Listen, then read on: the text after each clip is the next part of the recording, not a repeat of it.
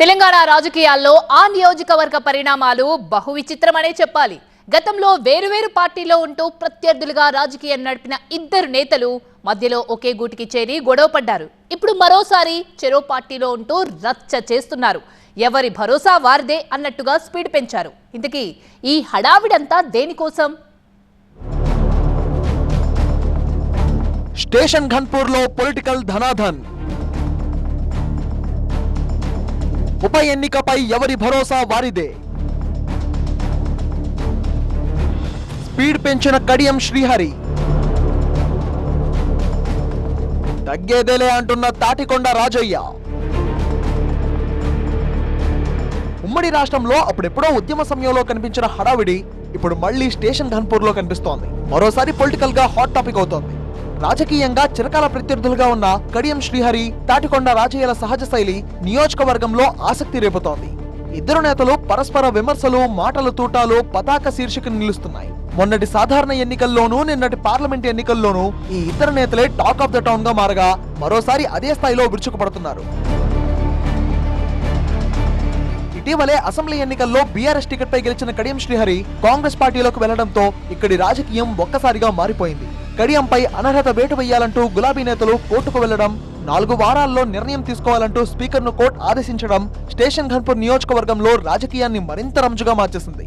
ఉప ఎన్నిక వస్తుందనే నమ్మకంతో తాటికొండ రాజయ్య, రాబోదు అనే ధీమాతో ఎమ్మెల్యే కడియం శ్రీహరి నియోజకవర్గంలో ఎవరికి వారు స్పీడ్ పెంచేశారు. ప్రధానంగా జంపింగ్ ఎమ్మెల్యేల వ్యవహారం ఇప్పుడు కోర్టు పరిధిలో ఉండడంతో ఎప్పుడు ఏం జరుగుతోందో అన్న ఆసక్తి నెలకొంది. కడియం శ్రీహరిపై అనర్హత వేటు పడితే స్టేషన్ ఘన్పూర్ లో ఉప ఎన్నిక తప్పదు అనే ప్రచారం జోరుగా సాగుతోంది. అయితే ఉప ఎన్నికలు రావడం అసాధ్యమంటూ తన రాజకీయ అనుభవంతో ధీమా వ్యక్తం చేస్తున్నారు కడియం శ్రీహరి. న్యాయపరంగా ఫైట్ చేస్తా అని చెప్తున్నారు.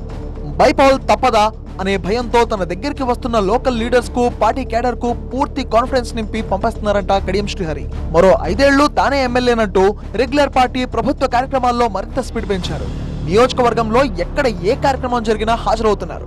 ఆయన కూతురు వరంగల్ ఎంపీ కడియం కావ్య కూడా ప్రజలతో మమేకమవుతున్నారు. పొరపాటున తండ్రి కొన్ని కార్యక్రమాలు మిస్ అయినా వాటిని అటెండ్ చేసే బాధ్యత ఆమె తీసుకుంటున్నారట. మరోవైపు స్టేషన్ ఘన్పూర్ లో ఉప ఎన్నిక తప్పదు అనే ధీమాతో మాజీ ఎమ్మెల్యే డాక్టర్ తాటికొండ రాజయ్య దూసుకెళ్తున్నారు. ఖచ్చితంగా బైపోల్ వస్తోంది, బీఆర్ఎస్ గెలిచి తీరుతుందంటున్నారు ఆయన. తన క్యాడర్ ను కూడా ఎన్నికల సమరానికి సిద్ధం చేస్తున్నారట.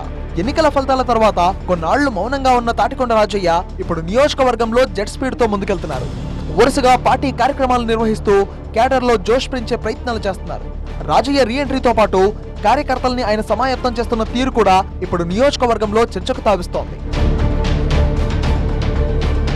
పామో ముంగిసల్లా నిత్యం పరస్పర విమర్శలతో విరుచుకుపడే ఈ ఇద్దరు నేతలు ఇప్పటికిప్పుడు ఉప ఎన్నికలు వస్తే మళ్లీ ప్రత్యక్ష బరిలో తలపడతారా, లేక తమ వారసులను బరిలోకి దింపుతారా అనే చర్చ స్టేషన్ ఘన్పూర్ లో జరుగుతోంది. మరి ఎవరికి వారు సొంత ధీమాతో ముందుకు వెళ్తున్న ఈ ఇద్దరు రాజకీయ ఉద్దండులలో ప్రజలు ఎవరిని ఆశీర్వదిస్తారో చూడాలి.